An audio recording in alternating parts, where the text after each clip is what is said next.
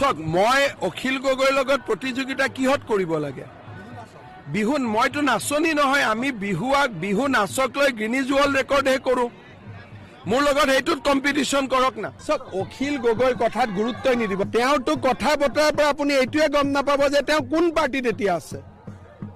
মোক লগ পালে ৰংঘৰৰ মিটিঙত মোক আটাইতকৈ প্ৰশংসা কৰিছে নে নাই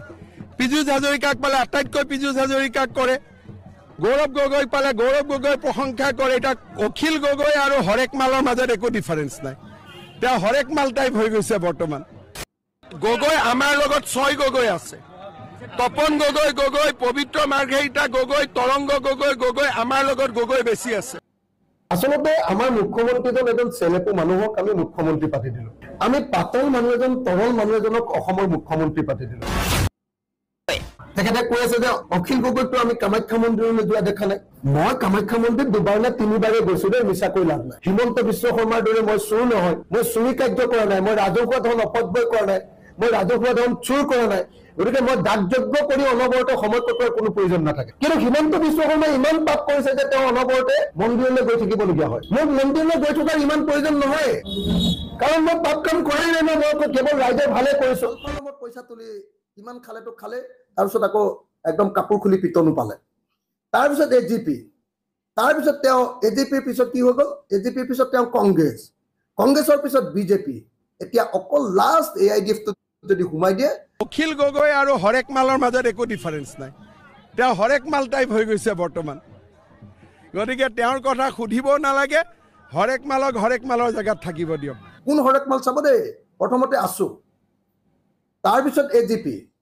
তাৰ আগতে আকৌ আলফাৰ নামত পইচা তুলি ইমান খালেতো খালে তাৰপিছত আকৌ একদম কাপোৰ খুলি পিটনো পালে তাৰপিছত এজিপি তাৰপিছত তেওঁ এজিপিৰ পিছত কি হৈ গ'ল এজিপিৰ পিছত তেওঁ কংগ্ৰেছৰ পিছত বিজেপি এতিয়া অকল লাষ্ট এআইডিএফটোত যদি সোমাই দিয়ে তেতিয়াহ'লে আৰু তেওঁ প্ৰপাৰ হৰেক মালটো হৈ পৰিব অখিলৰ মতে গৌৰৱক ভোট দিব লাগে কাৰণ গৌৰৱ গগৈ ভোট দিয়া মানে দেশখন বচোৱা গৌৰৱ গগৈ ভোট দিয়া মানে গণতন্ত্ৰক বচোৱা গৌৰৱ গগৈ ভোট দিয়া মানে সংবিধানখন বচোৱা গৌৰৱ গগৈ ভোট দিয়া মানে আমাৰ দেশৰ সম্পত্তি বিক্ৰী কৰাৰ বাৰণ কৰা গৌৰৱ গগৈ ভোট দিয়া মানে মূল্য বৃদ্ধিৰ বিৰুদ্ধে ভোট দিয়া গৌৰৱ গগৈ ভোট দিয়া মানে এজন স্বাভিমানী অসমীয়াক ভোট দিয়া এজন সাংসদ হ'বৰ কাৰণে 3টা কোৱালিটিৰ খুব প্ৰয়োজন প্ৰথম কথা ভাষা জ্ঞান যিটো তপন গগৈ একেবাৰে নাই না হিন্দী ক'ব পাৰে না ইংৰাজী ক'ব পাৰে দ্বিতীয়টো হ'ল বিষয়বস্তুৰ ওপৰত জ্ঞান তাহলে কোনোদিনে কৰিবলৈ নাপালে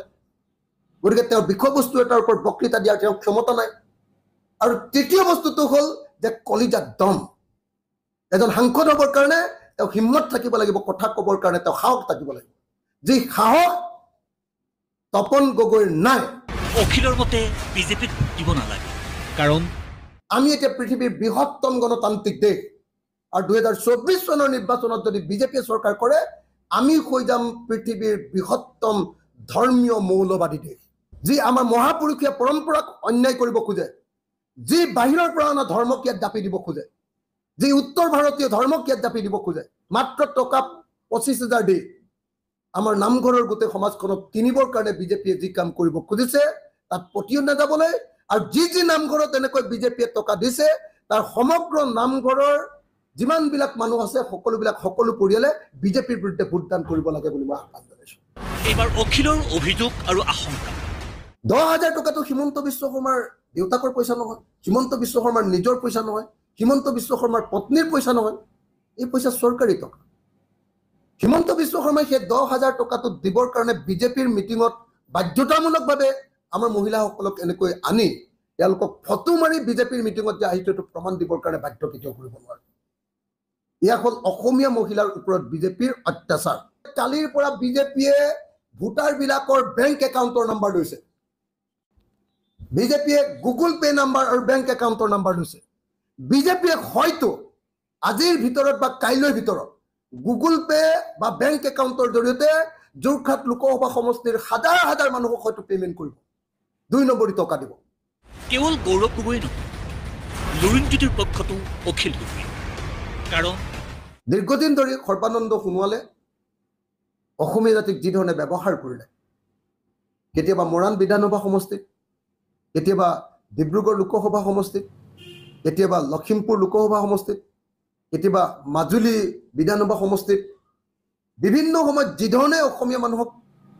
সৰ্বানন্দ সোণোৱালে ব্যৱহাৰ কৰিলে, এতিয়া সকলোৱে গম পাই গ'ল যে সৰ্বানন্দ সোণোৱাল নামৰ এই স্বাৰ্থপৰ মানুহজনে কাৰো স্বাৰ্থ পূৰণ নকৰে, তেওঁ কেৱল ব্যক্তিগত স্বাৰ্থৰ কাৰণে। কোনোবা কোনোবা গাঁৱততো এনেকুৱা হৈছে যে এখন গাঁৱৰ 100% মানুহে লুৰিণজ্যোতি গগৈক ভোট দিব, 100% মানুহে লুৰিণজ্যোতি গগৈক। 2004 চনৰ নিৰ্বাচনটো সৰ্বানন্দ সোণোৱালে খেলিছিলে, কি বুলি কৈছিলে? যদি হোৱা অসমীয়া সৰ্বানন্দক ভোট দিয়া। এইবাৰ কিন্তু একদম 100% ওলোটা,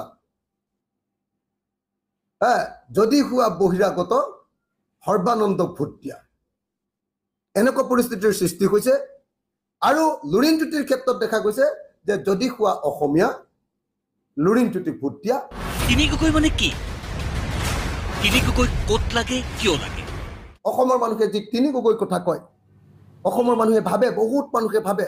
যে এই তিনি গগৈৰ প্ৰতীক নহয়, গগৈ মানুহৰ প্ৰতীক নহয়। এই তিনি গগৈ হ'ল অসমক বিজেপিৰ বৰ্ণবাদী সাম্প্ৰদায়িক চৰকাৰখনৰ পৰা ৰক্ষা কৰাৰ এটা প্ৰতীক। যদি সঁচাকৈ আপোনালোকৰ এই তিনি গগৈৰ ওপৰত আস্থা আছে, মই বিনম্ৰভাৱে প্ৰাৰ্থনা কৰোঁ যে এজন গগৈ, অখিল গগৈ মই বিধানসভাত থাকিব খোজো, আৰু গৌৰৱ গগৈ আৰু লুৰিণজ্যোতি গগৈক আপোনালোকে লোকসভালৈ পঠিয়াই দিয়ক। তেতিয়াহ'লে ভাৰতৰ লোকসভাখনতো আমাৰ দুজন অসমীয়াই দপ দপাই থাকিব পাৰিব।